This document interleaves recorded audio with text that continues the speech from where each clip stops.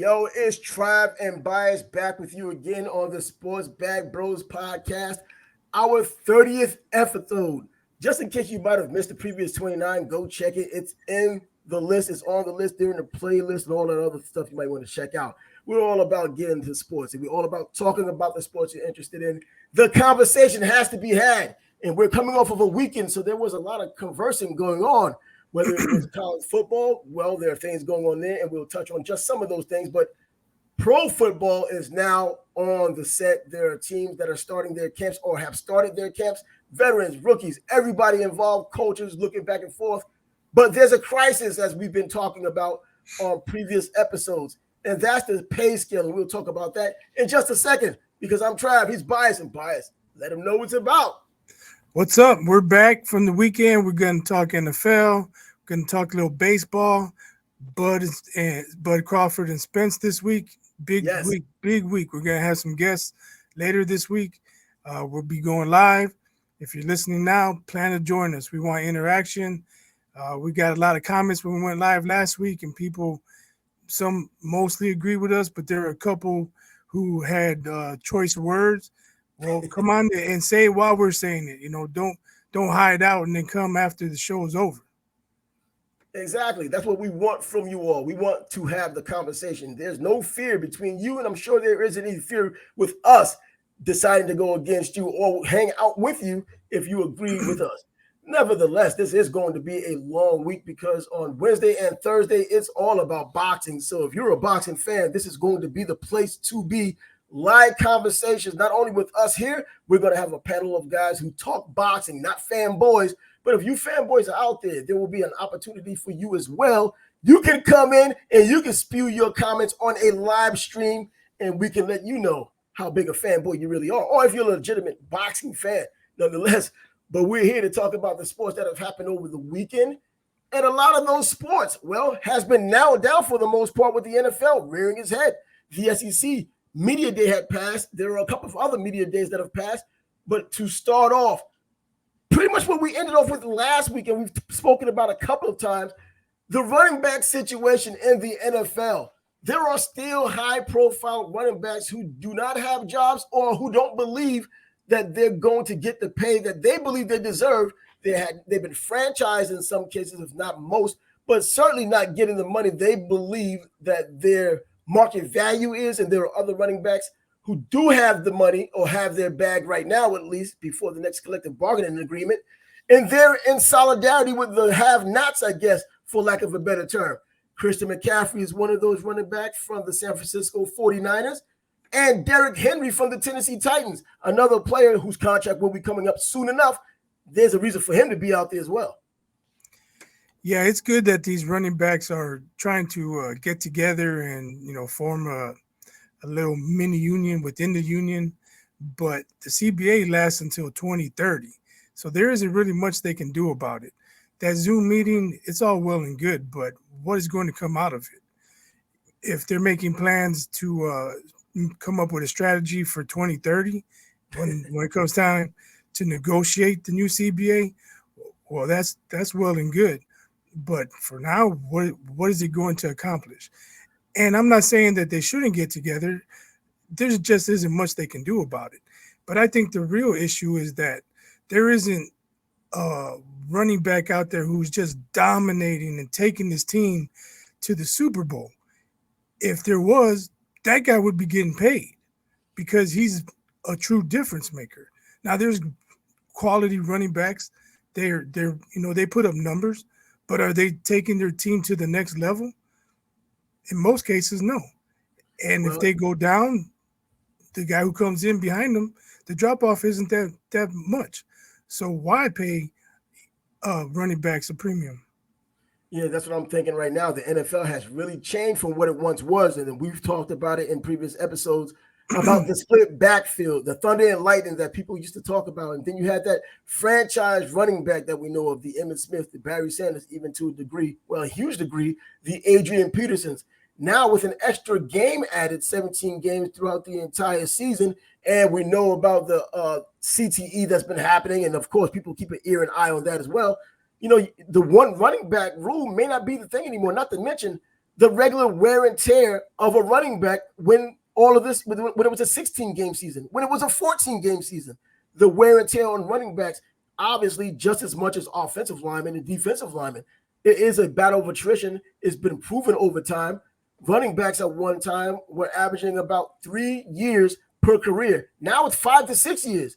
And I think it has a lot to do with more of a committee. Now, if you are that special back, like a Derrick Henry, in the moment, you probably are the answer. You probably are the guy. He was rewarded for his being the guy, being a second-round draft pick, and not having the benefit, of course, of not having that fifth-year option as first-rounders would get by being a second-round draft pick. That's why I'm not going to say he lucked into his extension, but a big reason why he was able to get it and not even have the extension. Well, he had the franchise extension, but they gave him his extension after they had named him a franchise player. He was able to get gave him the franchise tag, and he got his money. But as far as all of this, all the semantics, it's posturing. Zoom meetings, that's not doing anything when you've already had representatives speak on your behalf during the collective bargaining agreement. You know what I mean? So they're trying to get the side. I believe when you do something like that, you're trying to get on the side of the fans who pretty much don't know better when it comes down to the legalese of an NFL contract or collective bargaining agreement. And when you do these things in the public, they'll be on your side trying to make things happen. Yeah, those running backs really deserve that kind of money. You know what I mean? The players know, their representatives know, but the fans don't necessarily know, at least in mass. So when they see this posturing, they take it and make it more sentimental than it is. And even if it's your favorite player from your favorite team, you're attached even more. And so you're speaking more with emotion than the logic of knowing that there's a legal contract in place until 2030.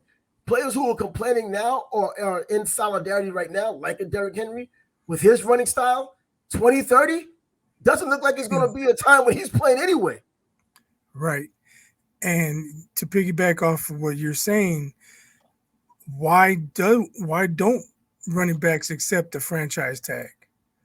Why are they trying to get a better contract or threatening to sit out games? Sitting out games is not going to help their cause. If you're looking at the NFL right now and you're complaining that running backs aren't getting paid, well, if you're not playing, you're not going to get paid. Yeah. So that's not going to help your cause. Well, it depends on how valuable you are to your team and whichever team you're on. If you're a running back that's not very, the NFL is not really based on running backs, but Tennessee will still use a lot of Derrick Henry. You know what I mean? If he's missing, they're going to feel him missing if he's not there. So there are a couple of running backs still out there.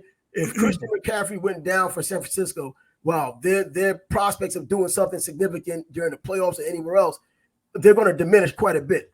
But I think when Saquon Barkley's case, first of all, you look at this guy, he's been injured, but before he was injured, he was consistent. He was actually living up to expectations, being an early first-round draft pick. But then the injuries came. He missed 22 games. But then when you go into these negotiations, it's not like we would look at it as, you were injured all of this time, but they look at it as a comparable if you're talking about houses during the real estate market, it's the same thing. So you compare yourself to different players. Your agent, of course, does it, and you kind of chime in because you're nodding. You would think about who are the two players that's most similar to who you are right now and where your salary should fall. And I think those two players right now for someone like Saquon Barkley would be Derrick Henry and Nick Chubb.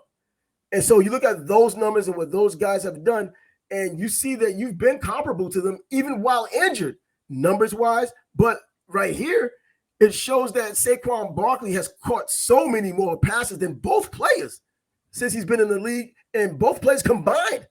So he has more value, but then that element of injury is still there.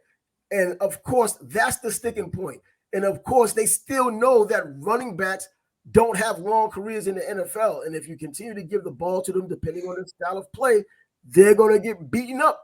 And Saquon Barkley is that big guy who can catch out of the backfield, but the injuries have already proven he does get beaten up. So he has an argument to make, but the reality says, you know what? The market says this is what you have. The market says your franchise tag of $10.1 million is what you deserve. I believe he said he wants between 13 to 16 million per year as a running back. You know what?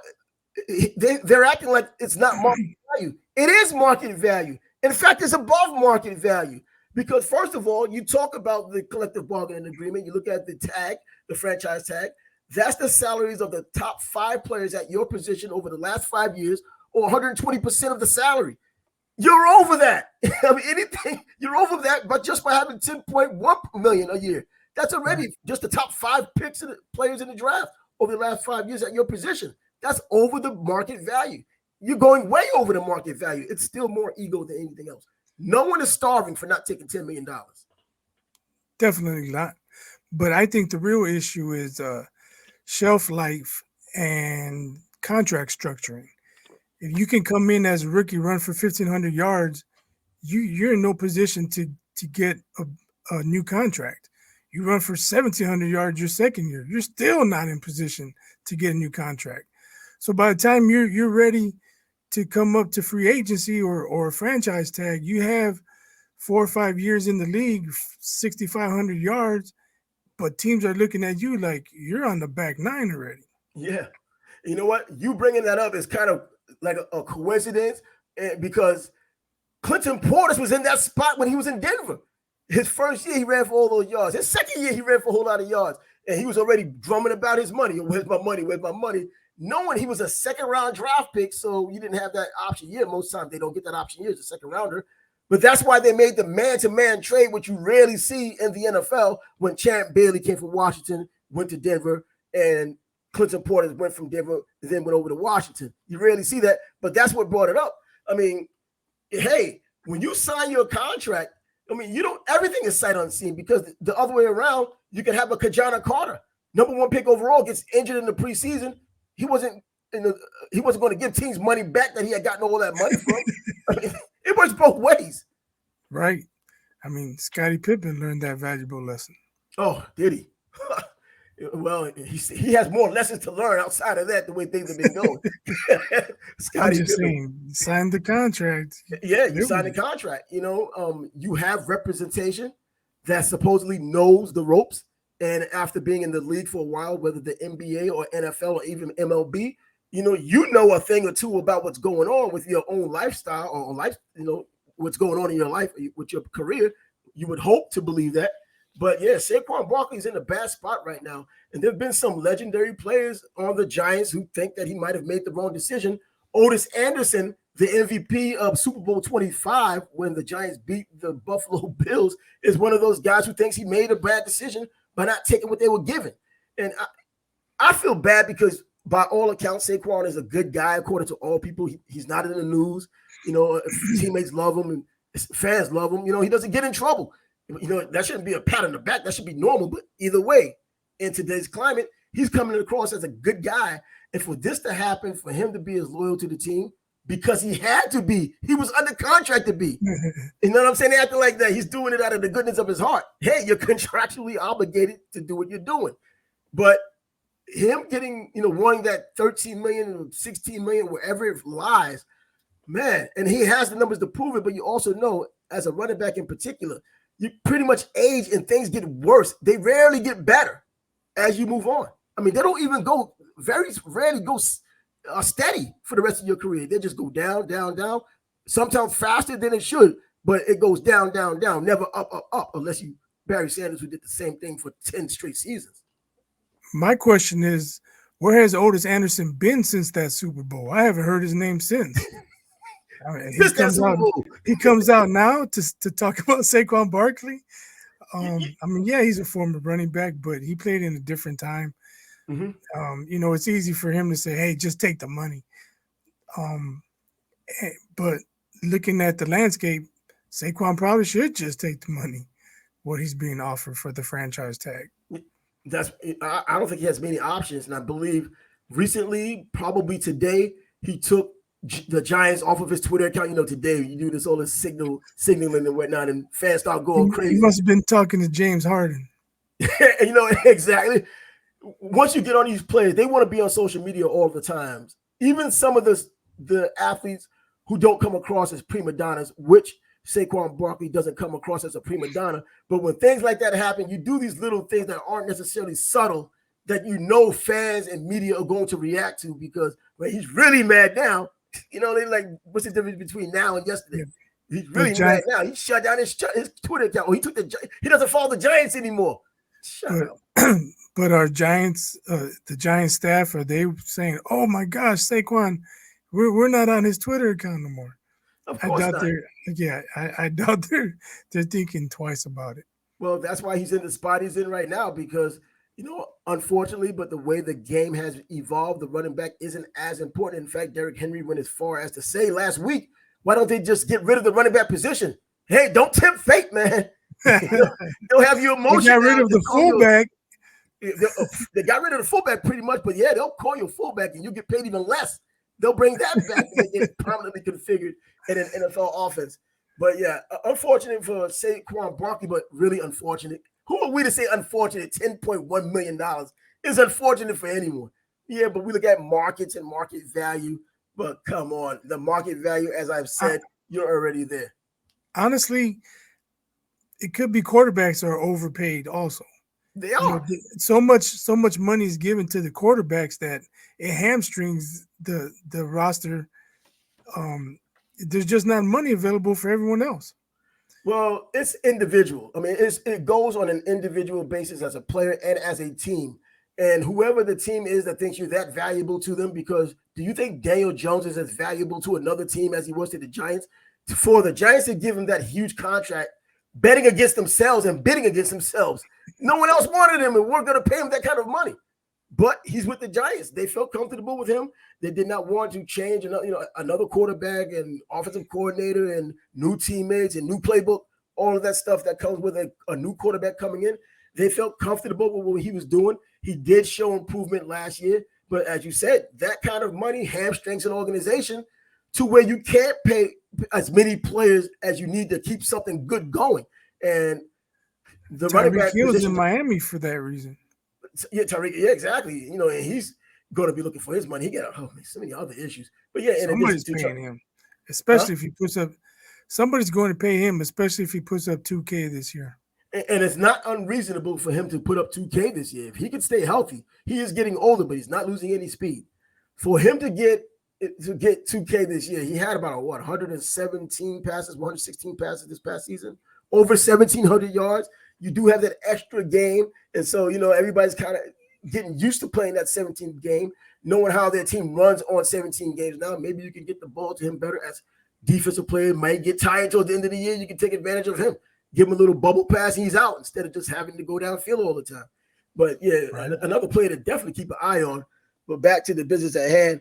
I mean, Saquon Barkley. He had he was on a podcast, Money Matters podcast, and this is where he talked about his grievances and where he made his points of when he was making those comparisons between Derrick Henry and Nick Chubb, who likely probably were the guys he was comparing himself to. But then you also look at even other running backs, like a guy like Alvin Kamara, who catches out of the backfield. That's what Saquon Barkley did. Not as effectively because of the injuries, but he was that kind of a threat. You didn't know for sure whether Barkley was going to get in the lineup, block, run, or catch a ball out of the backfield. Those are a lot of problems for a defense to worry about when you have that type of dynamic player, even after injury, because he was still pretty explosive after the injuries. Yeah, again, it's nice to say X running back ran for this many yards, caught that many balls, and had this many touchdowns. But at the end of the day, how many wins did the team get? Yep. Did it directly affect the bottom line or didn't it? And I think that's the issue.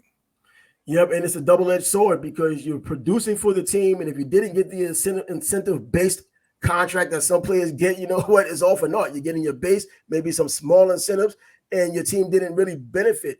The plan, I believe, with any team going into some type of negotiations, they will put all of these incentives in there, and you know what? It helps the contract look good on paper, and they're kind of sort of hoping you get there, but they're fine if you don't, because they know if you do get there, the team should benefit from it.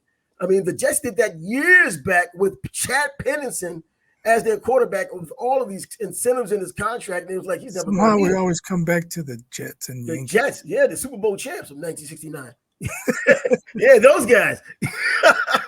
but I'm just saying, but this is a real life circumstance in which that happened, where the incentives were through the roof for Chad Pennington, and on the surface, you're like, he's never going to hit those. Vinny Testaverde, even though at the tail end of his career, probably is going to still be there because he's a veteran. He gets hurt.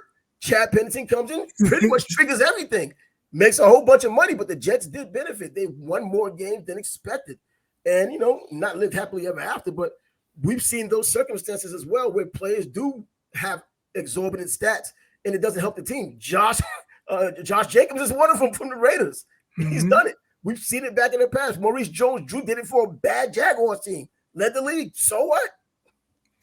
Yeah, I think these running backs, in the meantime, until they get to 2030, 31, they might want to accept the franchise tag willingly, because I don't see things changing in the near future.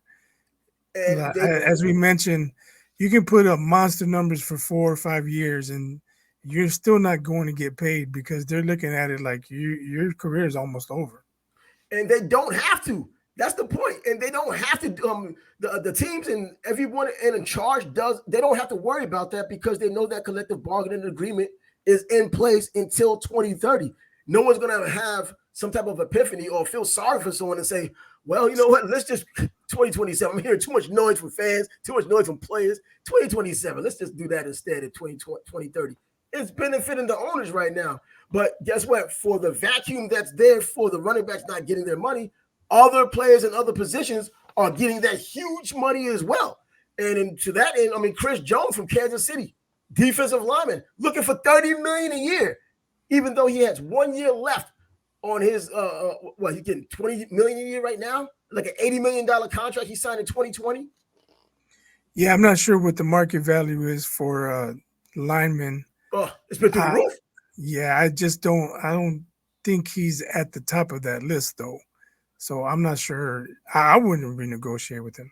Well, he's talking this game because of what he had done last season. I mean, he was 15 and a half sacks, and he led the league, from interior lineman, getting to the quarterback. And we know what kind of league we have now. When we talked about it last week with the franchise tag, we went kind of position for position, and the running back position is the only one that has gone down. But defensive linemen have been getting healthier and healthier, because now they're the guys getting after the quarterback, not just the defensive ends. The defensive tackles are getting after the quarterback. So their numbers have popped through the roof. The quarterbacks obviously will always outpace everyone else. Even kickers and punters have gone up. The running backs are the only ones that have gone down. But another case in point of running backs not being as valuable, and even if it's not hitting market value, no one seems to care. Melvin Gordon just signed a contract. I mean, he's getting $3.1 million for this year. That doesn't make a good case for anybody else looking for a whole lot more than that. Right. Ravens wanted another guy in their backfield. They didn't overpay. What else can you say? The running back market is just not on the upside right now. And, Jones, they got their Super Bowls, and he's probably like, it's time for me to get paid. Can't be mad at him, but if I'm the Chiefs, you don't have to renegotiate with him. They don't. Nope, they don't. It can only get worse, because they benefit either way. Because if they don't give him anything right there, because he has held out. He has not shown up to camp. He's missed minicamp, $50,000 every minicamp he's missed. They'll negotiate that before he comes in.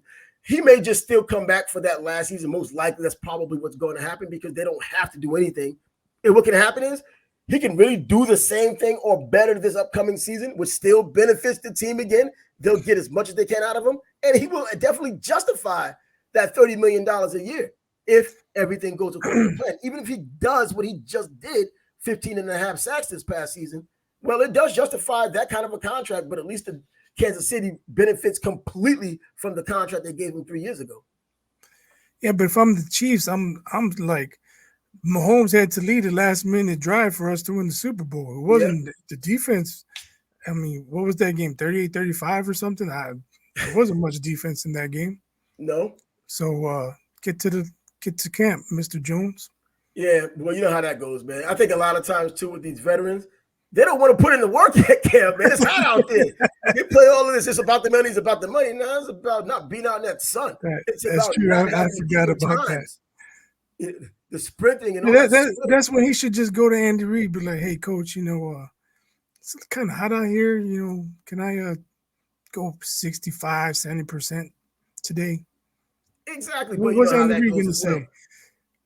There's always some rookie out there or some newbie from another team coming to this team trying to make an impression, going 100% while you're doing 60. Someone gets hurt. We saw Charles Bentley years ago. Not that he did that. He got hurt. That's Ended his probably career. why there's always fights at training camps. Yeah, I think, didn't you hear a couple of days ago that Josh Allen had gotten into a fight? Is he trying to get an image, or does he have an image, or what? Is he going to be looked at cockeyed because he's fighting back as a quarterback, or does he not get respect at all because he has to fight because he's a quarterback? Quarterbacks don't necessarily have to fight. Everyone jumps in to defend you. He's still trying to get his respect. I don't know. I didn't even hear about that. Bro, you led your team to the playoffs, came close to the Super Bowl, and you're still trying to get respect, and you was primarily the reason why your team even got anywhere. Well, Stephon Diggs is upset about something. Oh, God, we already talked about that fiasco a couple of months ago. I'm just waiting for it to reappear. We may have a duo doing the same thing this time around. I don't believe how it goes, man. But the NFL is here, and that's what we're giving to you right now. The NFL has shown up, reared its head, and there's going to be a lot more NFL talk coming up.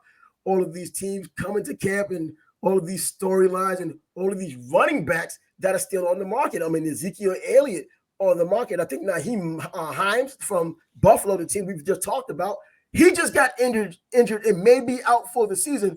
But people, I think the consensus immediately was Ezekiel Elliott may get an opportunity in Buffalo, but Hines is not too much of a featured running back right now. He's more of a special teamer. So when a special teamer goes down, who would have had an opportunity at running back along with other running backs, you're not really in a haste looking for a replacement running back. You're looking for someone that can pretty much get back on special teams and help there. Right. I'm sure they'll be looking during the preseason. They'll find someone. Yeah, but Zeke is still out there. That's crazy, man. I mean, well, is it really crazy that Ezekiel Elliott is out there? Because when I've watched him over the past couple of years, there's been nothing special about him at all. I mean, pretty much 3 yards in a cloud of dust, or maybe 4 yards if he was lucky. The explosiveness isn't there. The power really not necessarily there, getting caught in the backfield on a number of occasions.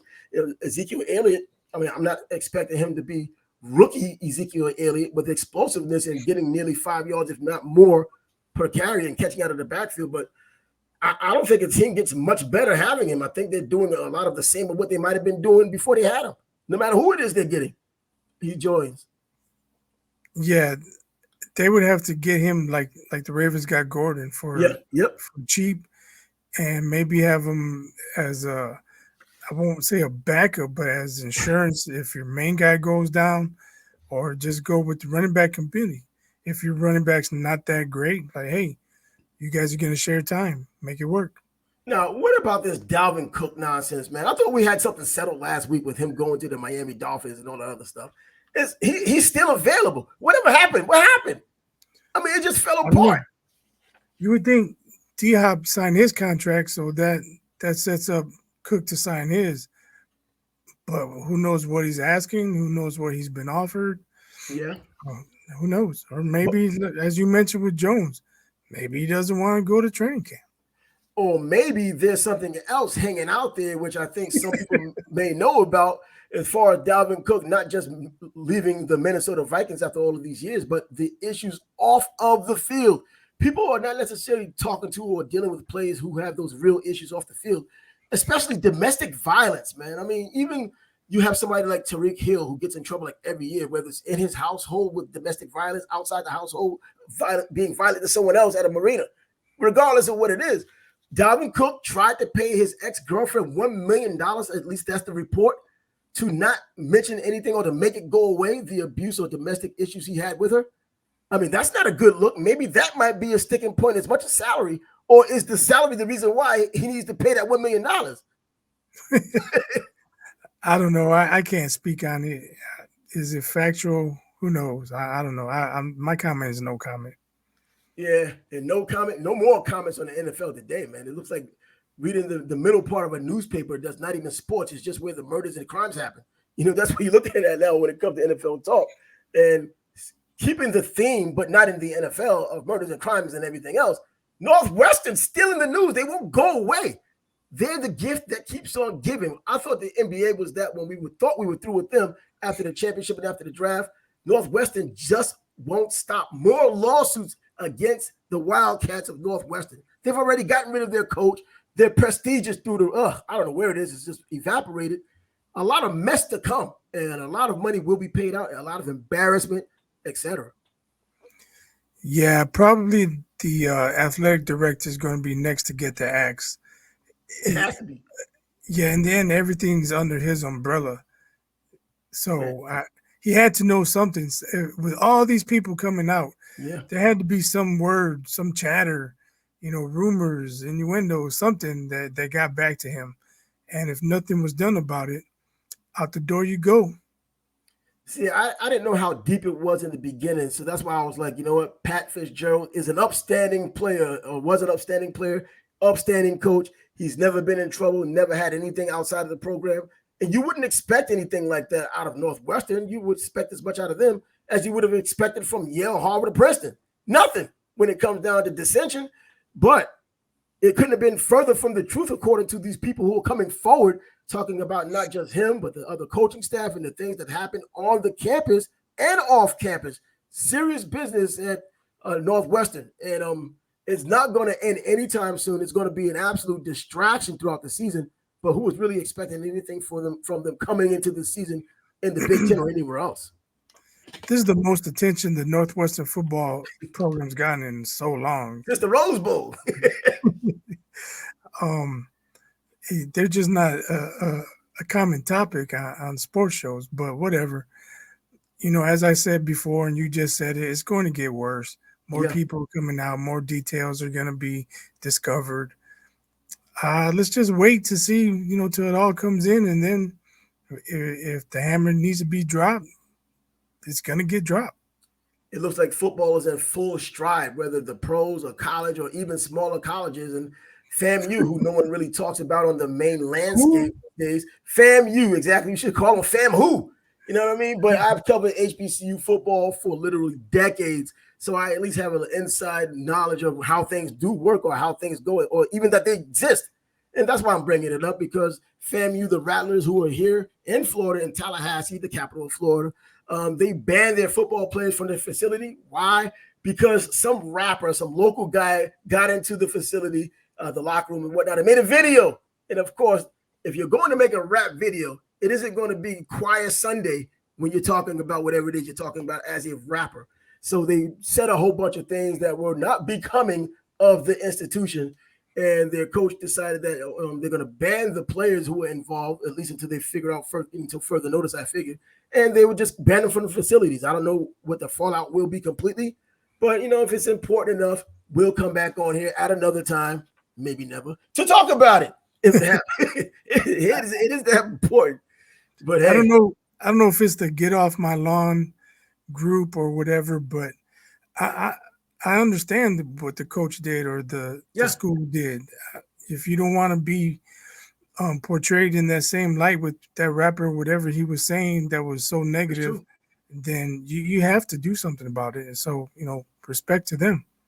Yeah, the coaches and anybody affiliated with the school, athletic directors included, SIDs even, you're talking about the image of the school. So the image of the school, you're obligated to uphold the image of the school, keep it as pristine as you possibly can. Doing something like that doesn't lend itself to that. It doesn't have a lot of it probably, a lot of these coaches and even administrators have morality clauses in their contracts when they sign these contracts to get hired. This is probably part of the morality clause. And even if it isn't, you still have an image to upkeep, and you don't want it to be tainted by something like that. A lot of things happen with HBCUs a lot of times, that makes them look bad. They don't need something else from the outside making it look worse. So FAMU, the Rattlers, Willie Simmons is their head coach. And, I've dealt with him on a couple of occasions. As nice a guy as you're probably going to find. If you know about his background in college football, he quarterbacked that Clemson before going to the Citadel, and ultimately head coach now at FAMU. He's done an excellent job since he's been there. So I can really, when he says it or if he brings it up the way he has, I can sincerely believe it. I've dealt with coaches in the past. They could say one thing, but you kind of know from your own that they're full of crap. This guy, if he says that this is hurting our image and I'm doing this because of the image, I can believe him 99.9% of the time that it's true. It's not something that he's saying for politically correct reasons, the camera's in his face, or some media person may try to go underneath whatever and make a bigger issue out of it than what's there. So yeah, Willie Simmons, I can believe him. And I just don't it'll want get cleaned people. up. I just don't want people to come out and say, "Oh, they're targeting rap music or they're targeting, Nah. this or that." The school was disrespected. And the school was disrespected, and they're going through the proper channels to right this ship, which they're going to have to do. The season's here, pretty much for all of college football. All the media For the record, most rap music nowadays sucks anyway. it does. It does. Is it really even music anymore? I mean, there really isn't a message anymore. Before, I mean, the fact that some guys are called mumble rappers, bro, that's a term. The fact that it's even a term lets you know there was a difference once upon a time that actually mattered compared to what's going on today. I don't want to make this about beef. I don't want to make this about beef and how things were back in the 80s and now, but there used to be a thing called an educated rapper. And when you heard Big Daddy Kane or KRS-One, you got an education from the street and understood the rap. That's not happening these days. Not even the beat. I mean, you're just not learning anything. And the one thing we need to learn, if nothing else at all, is that, well, Luis Ariz is probably not going to get the 400 this season in baseball. It was a nice run, and I hope he could really push forward with it. But, well, like so many before him. Our guy, he was down to 370 something a couple nights ago. Which is not bad. No, it's not bad at all. But his chance to hit 400, it's out the window. Yeah. We talked about that he would have to go up to at least 420, 425 to absorb a bad streak. He didn't get up there, and now he's down under 380. Even if he has a 5-hit night, he's still what's that going to get him to 385? 385. So, it's over. Yeah, it's over. It sucks that it's over because we wanted to ride the wave, watching his numbers. I mean, even the strikeouts and the walks ratio still phenomenal. It's just that I guess they're figuring him out somewhat, and and the fatigue, maybe mental fatigue of playing along 162 games. All-Star break. All-Star break always does it. Whatever's hot before the All-Star break kind of cools off, and whatever's cold by the All-Star break probably finds a life, kind of like the Orioles are doing. I mean, they were pretty decent before the All-Star break. They're just even more decent now as other teams around them fail to live up to expectation. Yankees. Unbelievable. Toes, man. You got a bad toe, you can't play. A bad toe. Man, look here. Like what did Marvin Hagler say one time? I cut that pinky off. That's what he said about the Tiger Earth fight. And this isn't boxing, this is baseball. I understand he's 6'9", toes might hurt and all that other stuff. Respect to the Orioles. Nobody expected them to be top the American League East. No, and I like taking on your Yankees now, so we'll see what happens. Well, you know what? The Yankees had that fraudulent 3-game sweep of the Kansas City Royals because they should have beaten them to death, and some of those games were even close. Man, come on. You're beating up on the Kansas City Royals. Now you're coming back to the AL East, which is the best division in all of baseball. Everyone, at least the last time I saw, above 500. And we'll see what you're all about. And if the Orioles are the real deal, we should get what we got coming to us when that real deal begins. Hey, the Mets series starts up. I mean, we got the Mets take on the Mets, so we get to go play the JV for 2 games in between time. So, that's tomorrow and Wednesday, play the JV. Then we got the Orioles coming up. We'll be all good. You might have a 2-game win streak going into Baltimore. Man, look here. If it's a split, man, forget about it. If it's a split, forget about it. If it's sweep, don't even ask me about it. So that's how that's going to go. Baseball, man. Hey, that's Luis Ariz. And Ohtani, by the way, before the All-Star break, gets his home run, doing what he's always done. Will he go anywhere? I don't know. There's a bunch of teams that would love to have him, or are they willing to give up what it's going to take to get him? Now, if you're looking at it from the Angels standpoint, is he going to walk at the end of the season? You got to get something. So I think teams are not making their best offers because of that reason. But the longer they hold on to him, if teams really want him to have him put their team over the top, they're going to have to pay for him. Well, teams are going to have to pay a ridiculous amount regardless. I think there's only a handful of teams that are even in the sweepstakes that can afford a contract he possibly may get. I'm not gonna act like Mike Trout was his agent even when he made that comment about he's going to get over $600 million. That may be true, but there's only a handful of teams in the major leagues that can afford that $600 million plus contract over whatever years it's going to be. And it's a very small group who's willing to take a chance like that. We already know the Devil Rays or the Rays are not going to be in something like that. We already know that the Yankees may be a possibility, even though they shouldn't. The Dodgers are going to probably be a possibility, and they probably shouldn't. But so who else is left? The Boston Red Sox can do something like that. The Phillies can pull something off like that. There's only a handful of teams. You never know. The Rangers. The Rangers. The Rangers. Even Houston. But we'll see how it plays out. But whoever gets him, man, this is one player I would have liked to get, but $600 million. I mean, it may be true, may not be true. I think for any team paying $600 million, what are you thinking? That's a huge investment. I can't even imagine the negotiations because you're talking about multiple things this guy can do. I can only imagine going to arbitration with him and trying to tell him how bad he is because typically arbitration in baseball is all about telling you how bad you are. You got to say, hold it tight, hold it together and say, no, I'm not. Pretty much before you get your money. They're talking about him as a pitcher. We're talking about him as a batter in an outfield. He can get some bases. I don't know how those negotiations go. I mean, it's possible.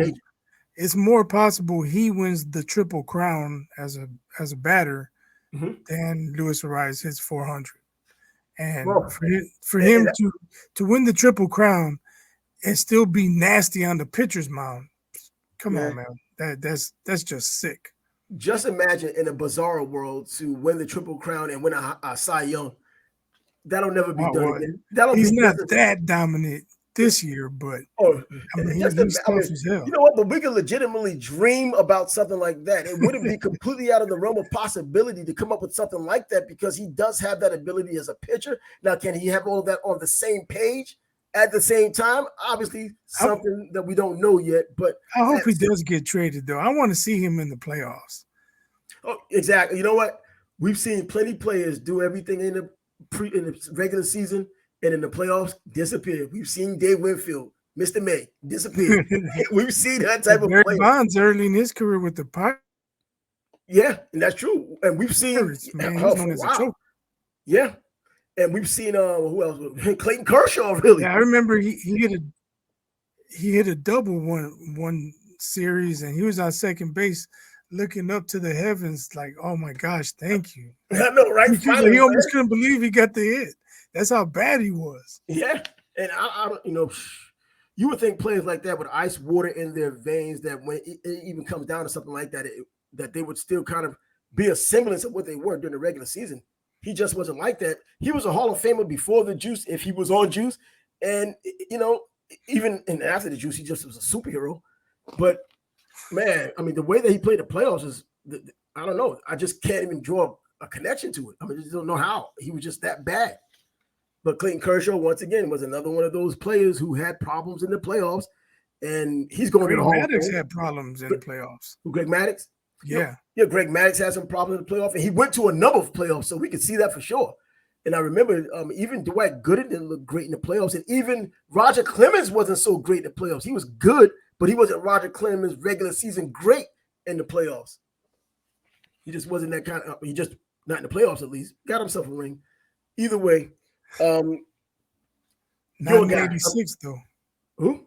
Not in 86 though. No, not in 86. Not in 86. Hey, if the Red Sox can lose, and I'm always going to be happy. But lose in the playoffs, lose in the preseason, just lose a player. I'm a happy camper. So I'll be your guy. I don't know. I'm not gonna call him your guy. Austin Rivers, calling out folks left and right. Does he have a right to call out anybody? He was supposed to have been, what was he supposed to have been? Steph Curry before Steph Curry when he was coming out of high school?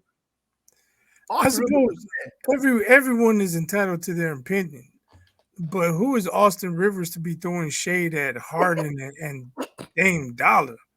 Come on, bro. I mean, I'm at a loss for words. I mean, come on, Austin Rivers. If you try to request a trade, you would get it for about 8 basketballs and and like 10 nets. Come on, man. What are we talking about? I don't know. I mean, seriously, you know, I don't think you know what those players are respected enough, even though they've had their issues. In James Harden's case, he's had his issues. I don't think even a star player would come out and say something like that. It takes somebody like Austin Rivers to come out and say something like that. I mean, does he even have more credibility only because he's Doc's son? I mean, is there any other reason for this guy to have any credibility?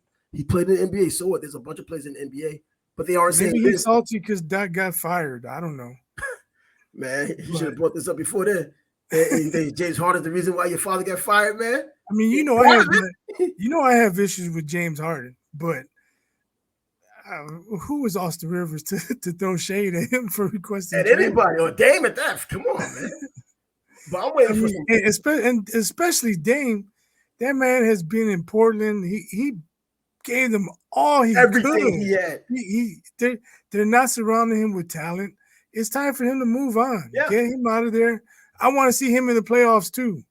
I want to see him on a Thursday night against Utah on a game that doesn't mean nothing. You know, let free Damian Lillard, please. You know, I think the only issue I had with Dame is that he backed himself into a corner a couple of years ago when he's saying, you know, I want to win a championship here. I want to be, that's what he said. He pretty much backed himself into the corner. I don't want to leave here. I want to build a championship here. I want to give the fans what they deserve. And now, just a couple of years later, this is where we are, where he doesn't want to be there. He has to look bad because there's video that says has you saying that. You know, audio and video that has him saying that, and it looks like you reneged on your word, even though all circumstances pretty much say you didn't. You just don't want to be in a spot where you have no shot to win. Yeah, especially when it looks like they're rebuilding. They could have traded the second pick for, you know, a quality player or packaged it for a superstar or whatever. But they drafted another point guard. Yeah. So you're looking at let's play together. Let's play together. If I'm Damian, I'm like, what? You just drafted my replacement? I'm asking for help, and you drafted my replacement. He's entitled to change his mind. Mixed messages, man. He felt that way a few years ago. He probably still feels that way. If there was a way where you could get Giannis or Embiid and somebody else on that team, Damian would be all in to play for the Trailblazers. But it's not going to happen. So he needs to be freed up so he can go do what he needs to do. And the way things are looking right now with Embiid, I mean, his future in Philadelphia doesn't seem to be etched in stone in terms of being a long-term icon. I mean, he's talking about, you know, I'd rather win here, but I want to win somewhere else too. I'll be open to winning somewhere else. You know, he just got married, so let's see how married life does him while playing basketball. But hey, when the guy who invented the process no longer trusts the process, there's a big problem. Yeah, a big problem. That process turned into a. He was telling the whole world, trust the process, trust the process.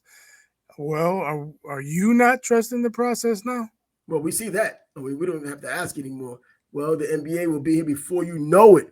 I mean, college football will be here. Football, pro football, obviously is already here. Basketball never seems to leave. Whether you're talking about FIBA, college basketball, or whatever, recruits still signing in at college baskall.